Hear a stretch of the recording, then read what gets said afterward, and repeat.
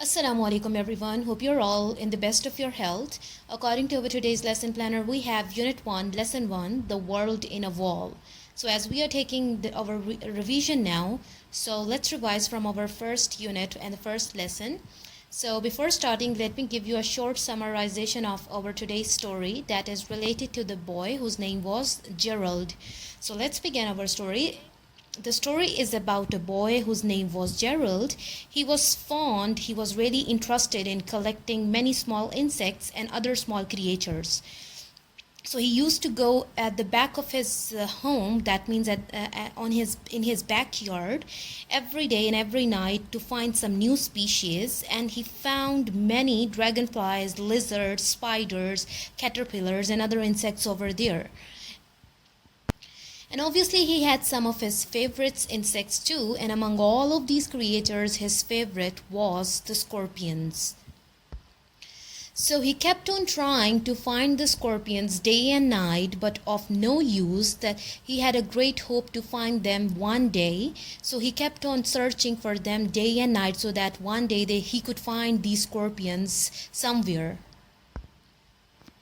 So one day he went in his backyard and started searching for the scorpions, and he had a great hope that he's going to find those scorpions today, and he's going to find them today. So what he did, he kept on searching for the scorpions and finally he found a female scorpion in the wall which looked like a brown thick coat. That means a brown thick fur coat due to its mass of tiny babies on it.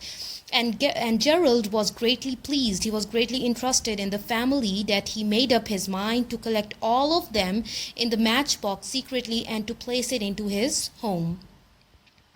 So what he did, he took all of these scorpions, including her babies, inside the matchbox, and he secretly took them into his home and placed it at the top of his mantelpiece. It's a kind of a place that is above the fireplace. So he kept it there secretly, and apparently he went to feed his dog, whose name was Roger. And he completely forgot about his exciting new creatures. He had no idea that he had placed these creatures on the top of his mantelpiece.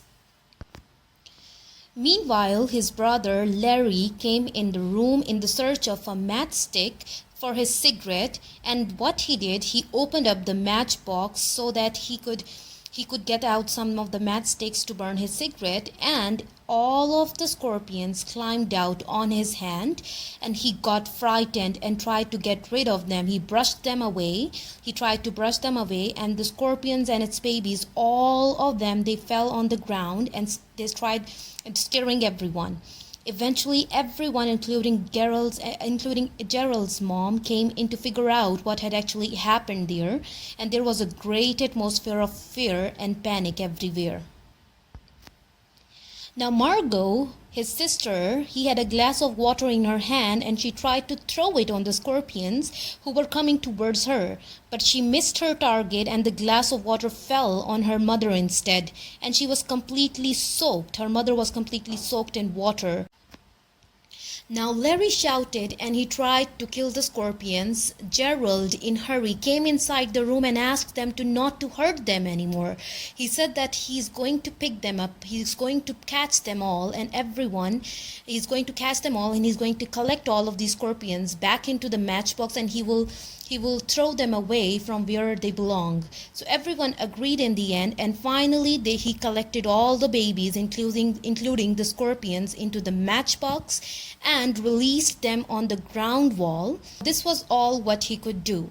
So in the end, the outcome or the result of this incident was that, first of all, Larry developed a phobia or a great fear of matchboxes. And the second outcome was that his mother decided to stop him. That means his mother decided to stop Gerald from exploring the animal world.